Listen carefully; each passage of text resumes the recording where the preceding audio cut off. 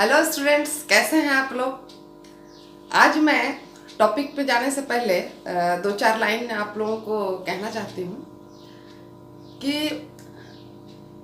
ज्ञान के सागर होते हैं शिक्षक, गुणों की खान होते हैं शिक्षक। एक शिक्षक, एक बच्चा, एक पुस्तक और एक पेन पूरी दुनिया को बदल सकता है। आप देखे होंगे कि हमारे गुरु चाणक्य, जिन्होंने एक बच्चे को एक शिकारी से खरीदा था, वो अनाथ बच्चा था और अपने जुनून के साथ, अपनी ताकत के साथ उन्होंने उस बच्चे को भारत का एक सम्राट बनाया जो चंद्रगुप्त मौर्य था। यानी कि आप समझ सकते हैं कि एक शिक्षक में कितना पावर होता है, कितनी ताकत होती है। तो यहाँ मैं बात करने जा रही हूँ हमारे आज के टॉपिक की, जो कि है TLM, टीचिंग लर्निंग मटेरियल। तो अर्थात शिक्षक को कौन कौन सी सामग्री क्लासरूम में लेके जानी चाहिए ताकि उनका जो टीचिंग हो वो प्रभावशाली हो और बच्चे पे लॉन्ग टाइम तक अपना प्रभाव छोड़ सके और बच्चे उससे ज़्यादा से ज़्यादा अपना ज्ञान को प्राप्त कर सके और अपने जीवन में उसका उपयोग कर सके। तो चलिए हम लोग देखते हैं आज का टॉपिक। TLM, उसका फुल फॉर्म है टीचिंग लर्निंग मटेरियल, शिक्षण अधिगम सामग्री। ये एक तरह से कह सकते हैं कि शिक्षकों का सबसे सहयोगी एक अधिगम सामग्री है जो कि शिक्षकों को बहुत मदद करती है अपने लेक्चर को प्रभावशाली बनाने में। तो हम देखेंगे कि ये कितने टाइप्स के होते हैं। और सबसे पहली बात मैं बता दूं कि जो हमारा प्राचीन कालीन जो शिक्षक था, आप जान लें कि वो क्या था, टीचर सेंटर्ड था। और अभी का जो शिक्षण प्रणाली है वो चाइल्ड सेंटर्ड है। अर्थात हम लोग बच्चों की आयु, क्षमता, उनकी मानसिक योग्यता के अनुसार पढ़ाने की जरूरत है। तो मैं आज यहाँ पे बताने जा रही हूँ कि जो शिक्षण अधिगम सामग्री है, ये मेनली जो अभी का जो न्यू कॉन्सेप्ट है कि ये दो तरह का होता है। पहला क्या है, प्रोजेक्टेड एड्स। दूसरा क्या है, नॉन प्रोजेक्टेड एड्स। पहला जो प्रक्षेपित सामग्री, अर्थात जैसे इसमें आ जाता है आपका फिल्म, ओवरहेड प्रोजेक्शन, स्लाइड्स वगैरह, जैसे मूवी वगैरह, फिल्म, वो क्या होगा, प्रोजेक्टेड होता है। और अप्रक्षेपित सामग्री अर्थात नॉन प्रोजेक्टेड में क्या आएगा कि इसमें बहुत सारे हम लोग बांट सकते हैं इसको कई भागों में। जैसे कि पहला है हमारा श्रव्य सामग्री, ऑडियो एड्स। दूसरा है दृश्य सामग्री, विजुअल एड्स। तीसरा है श्रव्य दृश्य सामग्री अर्थात ऑडियो विजुअल। चौथा क्या है, क्रियात्मक सामग्री, एक्टिविटी एड्स। पांचवा क्या है, प्रतीकात्मक सामग्री, सिंबॉलिक एड्स। और छठा क्या, आयामी सामग्री अर्थात डायमेंशनल एड्स। आप इससे पहले आप एक चीज जान लें कि हमारे बॉडी में 5 सेंस ऑफ ऑर्गन्स होते हैं, जिसे हम ज्ञानेंद्रिया भी कहते हैं। Eyes, nose, ear, tongue, skin. इन सेंस ऑफ ऑर्गन्स का सहारा लेकर ही हम कोई भी चीज सीखते हैं। अर्थात बच्चे जो सीख रहे हैं, ये पांचों चीजें उनके लिए मोस्ट इम्पोर्टेंट है। तो कैसे हैं, क्या करते हैं, कितना सीखते हैं, आप एक चीज देख लीजिए कि जो श्रव्य सामग्री अर्थात ऐसी सामग्री जिसे हम सिर्फ सुन सकते हैं, उसमें देखने की कोई जरूरत नहीं, अर्थात उसमें हमारा जो सेंस ऑफ ऑर्गन ईयर है, कान है, वो एक्टिव होता है। तो वो कितना, उससे हम कितना % सीख सकते हैं, तो वो होता है 20%। हम सुन करके 20% सीखते हैं। तो इसमें क्या क्या चीजें आती हैं, जैसे रेडियो, ग्रामोफोन, लिंग्वाफोन, मूक फिल्म्स, साइलेंट पिक्चर्स जो होते हैं, ये कुछ ऐसी चीजें हैं। जैसे रेडियो आप तो बचपन से ही देखते होंगे कि या सुने होंगे कि उससे हम सिर्फ, हमें कोई भी गाना या कोई भी प्रोग्राम हो उसे हम सिर्फ सुनते हैं। तो सुन करके हम कितना % याद रख सकते हैं, 20%। दूसरी बात, जो हमारा दृश्य सामग्री अर्थात विजुअल एड्स, यानी कि जिसे हम देखते हैं, सिर्फ हम देख सकते हैं, उससे हम सुनाई नहीं देती है, ठीक है। तो इससे हम कितना % सीखते हैं, 30% ओनली, ठीक है। तो इसमें क्या क्या आता है, ब्लैक बोर्ड, ब्लैक बोर्ड में हम कुछ भी ड्रॉ करते हैं, कुछ भी लिखते हैं, तो वो हमें सिर्फ दिखाई देती है, उससे कुछ सुनाई नहीं देती है। मानचित्र, मैप जो होती है, जैसे कि भारत का मानचित्र हो गया या फिर पूरा विश्व का मानचित्र हो गया, किसी भी स्टेट का मानचित्र हो सकता है, इसे भी हम देखते हैं और उसके एरियाज, क्षेत्र का पता लगा सकते हैं, कुछ भी उससे हम सीख सकते हैं, बट वो सिर्फ हम देखने के काम आता है।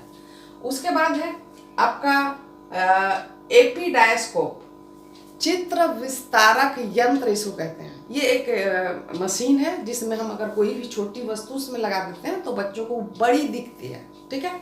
तो ये सिर्फ दिखती है, सुनाई नहीं देती। फ्लैनेल बोर्ड, जो कि आपका स्कूल में कहीं भी इसको लगा दिया जाता है और इसमें जो मेन जो कटिंग्स होते हैं उसे हम उसमें चिपका सकते हैं, तो ये फ्लैनेल बोर्ड हो गया। जादू की लैंटर्न एक हुआ करती थी जिसमें हमें दिखाई देती थी, बट हम उसमें कुछ भी सुन नहीं सकते हैं। जैसे कि एक जमाना था कि बायोस्कोप भी आता था, उसमें हम लोग देखते थे, बचपन में मैंने भी देखा था उसे। तो ये चीज। अब है दृश्य श्रव्य, यानी कि ऑडियो विजुअल। ये क्या है कि जिसमें हम क्या करते हैं, देखते भी हैं और सुनते भी हैं, दोनों काम करते हैं। तो इसमें हम लोग 50% सीखते हैं। ये जोड़ लीजिए, जैसे कि 20% सुन रहे हैं और 30% देख रहे हैं, तो क्या हो गया 50%। अब इसमें आ गया फिल्म, कोई भी मूवी में हम लोग क्या करते हैं, दिखाई भी देती है, उसका सॉन्ग, उसका डायलॉग सारा कुछ सुनाई देता है। दूरदर्शन, टेलीविजन में भी वही बात होती है कि हम देख और सुन दोनों सकते हैं। टेलीविजन से भी हमारा पढ़ाई होता है, ठीक है। टाइम टू टाइम उसके प्रोग्राम्स आते हैं, और कोई भी हमारा जैसे कि मूवी जो है, फिल्म जो है, उसमें कोई भी एजुकेशनल मूवी देख सकते हैं। वीडियो टेप्स भी कुछ होते हैं, जैसे कि हम लोग वीडियो बना लेते हैं, और कई लेक्चरर्स ऐसे होते हैं कि जो अपने वीडियो बना रहे हैं, उससे भी बच्चे क्या करते हैं, देखते भी हैं और सुनते भी हैं, और वो हम लोग प्रयोग करते हैं। अब कंप्यूटर में भी वही बात है, कंप्यूटर से भी आप बहुत सारी चीज़ें सुनाई भी देती है और हम उसमें से क्या करते हैं कि दिखाई भी देती है। मोबाइल, अभी तो सेल फोन मोस्ट इम्पॉर्टेंट हो गया, सभी के हाथों में है, और ये हमारे अधिगम में बहुत ज़्यादा अभी भूमिका निभा रही है। आगे चलते हैं, क्रियात्मक सामग्री, एक्टिविटी एड्स।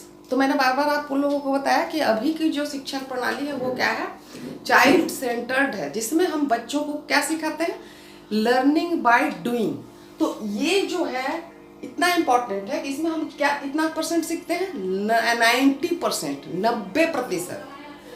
और ये हम कैसे कर सकते हैं, जैसे कि हमारा फील्ड ट्रिप्स, क्षेत्रीय पर्यटन, बच्चों को कहीं भी भ्रमण के लिए ले जाना, एक्सकर्शन पे ले जाना, और वहाँ की जो चीज़ें होती हैं, कोई भी किले हो सकते हैं, कोई भी आपका एजुकेशनल प्लेस हो सकता है, तो वहाँ स्वयं जा कर के वो क्या करते हैं, देखते भी हैं, निरीक्षण परीक्षण करके, मतलब वो अपने सेंस ऑफ ऑर्गन, सारे सेंस ऑफ ऑर्गन्स को वो इसमें यूज करते हैं, और इसलिए ये 90% सीखते हैं। अब देखिए दूसरा आता है कि ड्रामेटिक्स, अभिनयीकरण, मतलब ड्रामा करके भी बच्चे सीख सकते हैं। जैसे कि सपोज कि अकबर के बारे में हम लोगों को पढ़ाना है, तो अकबर पे हम लोग ड्रामा करवा सकते हैं, उसके पात्रों को अलग अलग डिवीजन करके सभी बच्चे उसमें रोल प्ले करेंगे और उसे वो सीखेंगे। तो ये क्या होगा, एक्टिविटी बेस्ड, जो बच्चे स्वयं करके सीख रहे हैं, तो ये बहुत ज़्यादा इफेक्टिव होता है।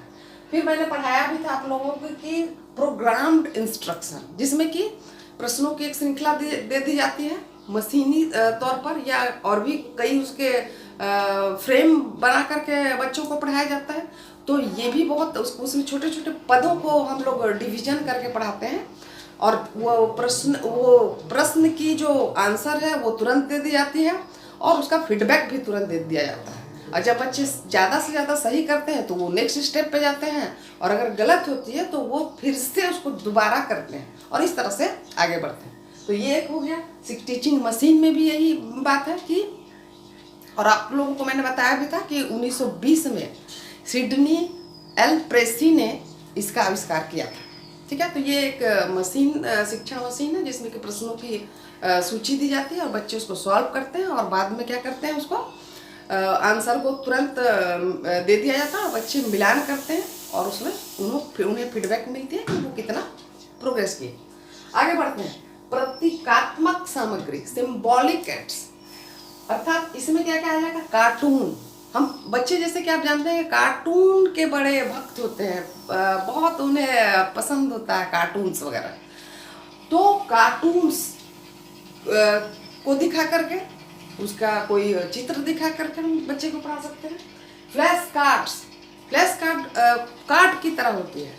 इस छोटे छोटे हम ये कार्ड बना लिए, उसमें हम A for apple, B for ball, या फिर अगर हम हिंदी पढ़ा रहे हैं तो क से कमल, ख से खरगोश, कुछ भी उसको लिख करके उसे उसका फिगर बना सकते हैं और उन कार्ड्स के द्वारा भी बच्चों को पढ़ा सकते हैं। क्योंकि आप जानते होंगे कि खेल खेल में बच्चे ज़्यादा सीखते हैं और बच्चे को खेलना बहुत पसंद है। उसके बाद क्या है, चार्ट। जैसे कि हमारे पास कभी कभी क्या होता है कि हम जब क्लास में जाते हैं तो हमारे पास टाइम बहुत कम हुआ करती है, तो हम क्या कर सकते हैं, ब्लैक बोर्ड को कभी कभी हम यूज नहीं कर पाते, टाइम नहीं होती है, तो हम लोग घर से चार्ट बना करके ले जा सकते हैं। जो उसका टॉपिक है उससे रिलेटेड कई फिगर्स, उसके नेम्स बड़े बड़े अक्षरों में बहुत कलरफुल बना के ले जा सकते हैं। तो वो हमें क्या समय भी बचाता है और बच्चे कलरफुल चीज़ों को देखकर ज़्यादा अट्रैक्ट होते हैं और ज़्यादा अच्छे से सीखते हैं। उसके बाद हमारा आता है ग्राफ। ग्राफ भी हम लोग बना करके उन्हें उतार चढ़ाव जो भी उससे संबंधित जो भी चीज़ें हम बता सकते हैं। पोस्टर्स वगैरह जो देखिएगा कि लगे होते हैं, तो पोस्टर्स के आधार पर भी वो बच्चे बहुत आसानी से सीखते हैं। अब आता है आयामी सामग्री, डायमेंशनल एड्स। तो ये आप समझ लें कि जैसे इसमें नमूने आते हैं, यानी मॉडल्स, कठपुतलियाँ, आपके रियल ऑब्जेक्ट्स, वस्तुएं, ग्लोब वगैरह आता है इसमें। तो आप समझ लें कि ये डायमेंशनल इसे इसलिए कहा जाता है कि त्रिआयामी होते हैं, अर्थात इसको हम सभी तरफ से घुमा करके भी देख सकते हैं, चारों तरफ से। जैसे कि कोई चित्र होता है तो उसमें हम उसका फ्रंट की चीज़ें देखते हैं, उसका बैक में हम नहीं जा पाते हैं। और इसमें क्या होता है, हम उसके चारों एरिया को हम लोग छू करके देख सकते हैं, उसे देख करके हम लोग ज़्यादा से ज़्यादा हम लोग उसको इफेक्टिव बनाते हैं। अब जैसे मॉडल्स जो होते हैं, मॉडल्स में वो क्या, मॉडल्स कैसे होने चाहिए, वो ठोस हो, जैसे ऐसा ना कि वो टूट जाए, थोड़ा ठोस लिए हो। और ये जो ओरिजिनल जो चीज़ें होती हैं, जो रियल चीज़ें, उसका प्रतिरूप माना जाता है, मतलब बड़े आकार का एक छोटा सा रूप, तो वो बिल्कुल वैसा ही होना चाहिए। अब सपोज कि मैं बताना चाहूँगी कि हम लोग रेलगाड़ी के बारे में कुछ बताना चाहते हैं, तो रेलगाड़ी को क्लास में लाना पॉसिबल नहीं है ना। हम पहाड़ पर्वत के बारे में बताना चाहते तो पर्वत को उठा के यहाँ लाना पॉसिबल नहीं है, ठीक है। किसी पशु पक्षी के बारे में हम पढ़ाना चाहते हैं, उसके बारे में जानकारी देना चाहते हैं, तो एक जानवर या पक्षी को अगर हम क्लास में लाते हैं तो क्लास क्या हो जाएगा, अस्त व्यस्त हो जाएगा, वो पॉसिबल ही नहीं है। तो अब हम क्या करते हैं कि उसका हूबहू एक प्रतिरूप, जो कि एक खिलौने के रूप में हो सकता है, एक उसका एक मॉडल जो कि सेम टू सेम होना चाहिए, उसे हम क्लास में लाते हैं। और कम से कम वो इतना बड़ा हो कि सारे बच्चे उसे देख पाएँ, और वो देखने में भी बड़े बड़े खूबसूरत होते हैं, आकर्षक होते हैं। तो बच्चे उसे देख करके बड़ी खुशी से, बहुत उत्साह के साथ क्या करते हैं, पढ़ाई में मन लगाते हैं और उस टॉपिक को आधा तो वो देख के ऐसे ही सीख जाते हैं, एक्सप्लेन करने से पहले ही वो बहुत कुछ ऑब्जर्व करके सीख जाते हैं। तो ग्लोब में भी वही होता है, उसे हम घुमा करके चारों तरफ से देख सकते हैं। तो ये बहुत इंपॉर्टेंट है, पूरे विश्व को जानने के लिए बच्चे को ग्लोब का यूज करना जरूर सिखाना चाहिए, और एक शिक्षक के लिए भी तो ये बहुत इम्पोर्टेंट है। अब हम सारी बातें जान चुके हैं कि हमारा जो TLM, टीचिंग लर्निंग मटेरियल क्या है। एक चीज़ मैं बता दूं कि अभी के शिक्षा जगत में जो परिवर्तन आए हैं, एक समय तो आप जानते थे कि ये सब सारी चीज़ों की कोई ज़रूरत नहीं हुआ करती थी। हमारे जो ट्रेडिशनल जो हमारे पढ़ाई का तरीका था, उसमें लोग यानी कि टीचर्स क्या करते थे, सिर्फ पुस्तकों का सहारा लेकर लेक्चर के माध्यम से बच्चों को पढ़ाते थे और प्राकृतिक वातावरण में पढ़ाते थे, तो उन्हें ये सब की ज़रूरत ही नहीं पड़ती थी। अब जैसे कि वो लोग पेड़ के नीचे, वृक्ष के नीचे पढ़ा रहे हैं, वृक्ष के बारे में पढ़ाना, तो पूरा वृक्ष उनके सामने है और वो उसे दिखा करके पढ़ा सकते हैं। लेकिन अभी की जो ट्रेडिशन है जो कि चाइल्ड सेंटर्ड है, यानी बच्चे की रुचि का ख्याल रखा जाता है, यानी कि चाइल्ड सेंटर्ड अभी एजुकेशन हो गया है। लेकिन एक जमाने में वो शिक्षक केंद्रित हुआ करता था, शिक्षक अपनी रुचि के अनुसार पढ़ाते थे, बच्चे से कोई मतलब नहीं थी। तो अब आप देख लें कि अभी का जो हमारा शिक्षण प्रणाली भी है उसमें कोई जरूरी नहीं है कि एक शिक्षक और एक छात्र एक दूसरे के सामने हो, हम दूर रह के भी पढ़ाई कर सकते हैं, और वो है डिस्टेंस एजुकेशन, दूरस्थ शिक्षा। ये हमारे समाज के लिए शिक्षा को बढ़ावा देने के लिए एक बहुत ही इम्पोर्टेंट कदम लेकर के आया है। इसमें क्या करते हैं, यही सब मटेरियल्स को यूज किया जाता है और स्टूडेंट को प्रोवाइड किया जाता है, और वो दूर रह के भी जो भी लेक्चर्स हैं या जो भी उनके पाठ्यक्रम हैं उसे पूरा करते हैं और वो सक्सेसफुली डिग्रियां लेते हैं। और उसके बाद हम देखेंगे कि ई लर्निंग जो अभी के इस लॉकडाउन कहिए या ऐसे भी कहिए, e learning is most important step in our education. तो ये हमारी आधुनिक अभी की जो परंपरा है उसमें ई लर्निंग बहुत इम्पॉर्टेंट हो चुका है, और उसमें हमारे ये जो टीचिंग लर्निंग मटेरियल्स की कैटेगरीज हैं इसे हम यूज किए बिना ये पॉसिबल ही नहीं है। और आज के दौर में या फिर इन फ्यूचर इसकी जो उपयोगिता है वो दिन ब दिन बढ़ने वाली है, घटने वाली नहीं है। वो ट्रेडिशनल जो हमारा शिक्षण प्रणाली थी वो अब धीरे धीरे खत्म होने वाली है, और इसे ही अब अपनाया जाएगा क्योंकि ये बहुत ज़्यादा इफेक्टिव है। तो आप जान चुके होंगे कि हमने ये किस प्रकार ये जानकारी हम लोग ले भी चुके हैं और आप बहुत अच्छी तरह से समझ भी चुके हैं।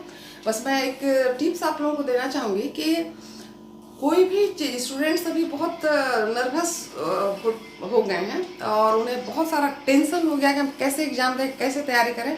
तो आप घबराएं नहीं, आप कंसंट्रेट होकर पढ़ें। सबसे पहले तो टेंशन को हटा दें, और एक चीज़, एक बात हमेशा याद रखें कि हर समस्या में एक गिफ्ट, एक उपहार छिपा होता है। और आप तो सुने ही होंगे कि जो होता है अच्छे के लिए होता है, तो इसमें भी हमारे लॉकडाउन में भी कुछ ना कुछ अच्छा होने वाला है। आपको बहुत समय मिल रहा है, उसका सदुपयोग करें। So thank you so much, all the best, keep smiling.